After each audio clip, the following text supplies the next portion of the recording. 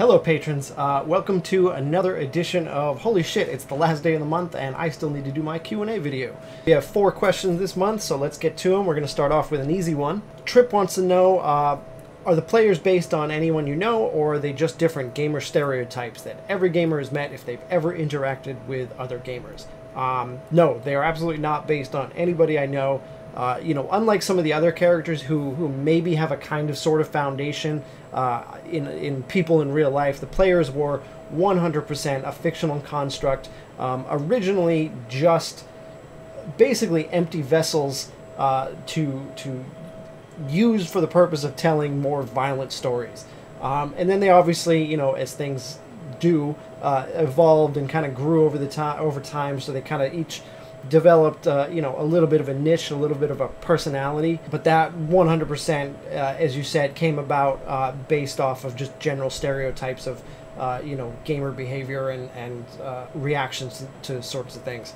Troy wants to know, what's your choice of background noise while you work? Music, TV, do I work in silence? It's interesting. So I work in silence while I'm doing writing. Any kind of dialogue, I can't have anything on in the background because because it just messes with the thought process and it's distracted. However, once the writing part is done and I switch over to actually putting pencil to paper or stylus to tablet as it may be, at that point it's all kind of like just mechanics and muscle memory and that sort of thing. So in that event I can kind of zone out a little bit, and so the majority of the time my choice of background music is television or movies. We cut the cable cord, quite a while back. So, I subscribe to, HBO and Netflix and Hulu and just all of those different services, Amazon. So at any given time, I have a decent number of options of like series or movies that I can watch. However, there are some caveats. Obviously, because I'm going to be primarily focused on my work and I'm kind of going to be paying attention to what's on TV, sort of like off to the side. Like I'll be listening to it and occasionally I'll glance over. But as a result of that, I obviously can't be watching anything that's too focused on action because I'll miss most of it. So dramas and comedies, stuff that's mostly audible is best. Absolutely nothing with subtitles. I wanted to watch the newest season of Narcos, so I threw that on a few days ago.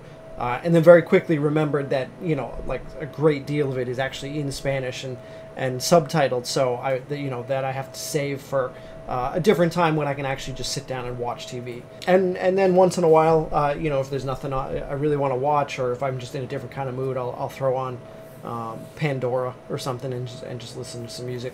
Brandon asks, what art program do you use to make your comics? It looks so clean.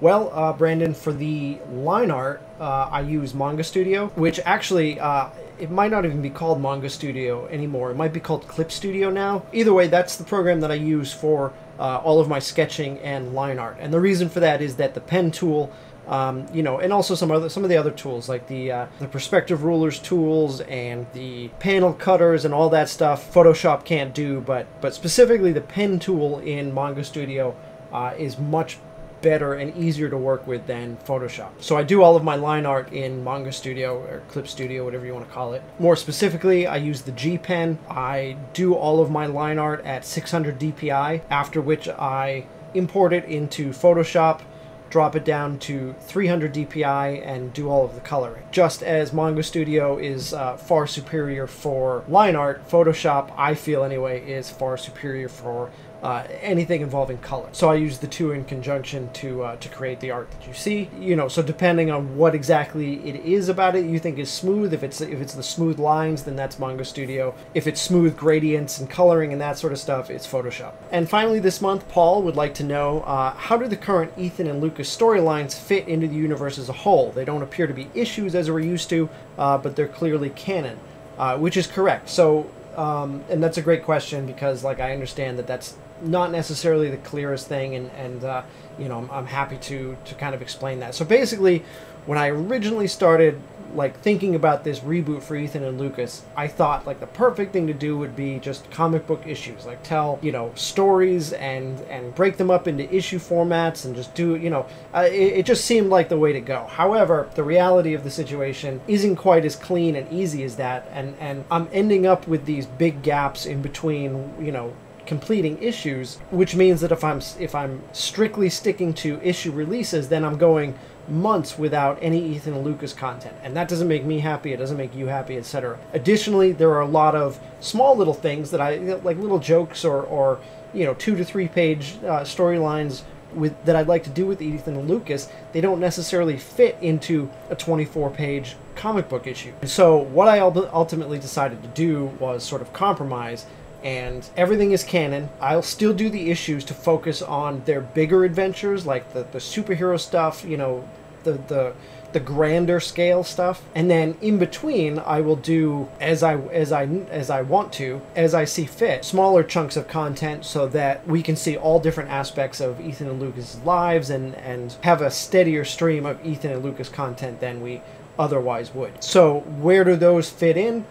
They basically slot in around the individual issues, and where they slot in is something that I will determine very specifically when I put the book together. If the issues happen to be in a place where we're at a cliffhanger, which is the case right now, where, for instance, issue 4 you know, ends and issue 5 is going to pick up right where issue 4 leaves off, but they're spaced out and we've had a lot of other content in between, it's always safest to assume that all of that in-between stuff happens before the issue that we're in the middle of, if that kind of makes sense to you. But like I said, once I go to put the books together, I will create the definitive master timeline in terms of, like, you know, issue, one shot, issue, one shot, that sort of thing. I'll arrange them in a way that works. So that's that. I mean, I know it's not the most ideal way to do it, but it's the way that I can do it, where we all get more Ethan and Lucas, and I'm compromising in order to get us the most content the most often that I can do, that I can manage at this point in my life with my schedule and the house and the kids and all that stuff. It's just the way that at the moment I've found it works best for me. All right, so that's it. I hope you enjoyed the answers to those questions. Thank you for asking them in the first place. Thank you for continuing to support me on Patreon. Patreon, I'm going to be honest with you, has become more and more the primary source of income for this comic strip. I mean, advertising still does well, but the you know, if we're being honest, the advertising industry as a whole is in serious decline. Like, the whole industry is not doing well, hasn't been doing well for a few years now. You can actually look up studies on it. There's a variety of reasons, but just in general, it's a lot different. The landscape of you know, supporting a website through advertising is a lot different than it was 15 years ago when I started doing this. And so as a result of that, you know, like, we've had to adapt, and new opportunities and new avenues have arisen, and for me, Patreon is the big one. So, you know, again, I really appreciate your monthly support. You know, like I said, I mean, it counts for a lot of being able to continue doing this. So again, I really appreciate it, and we will see you next month.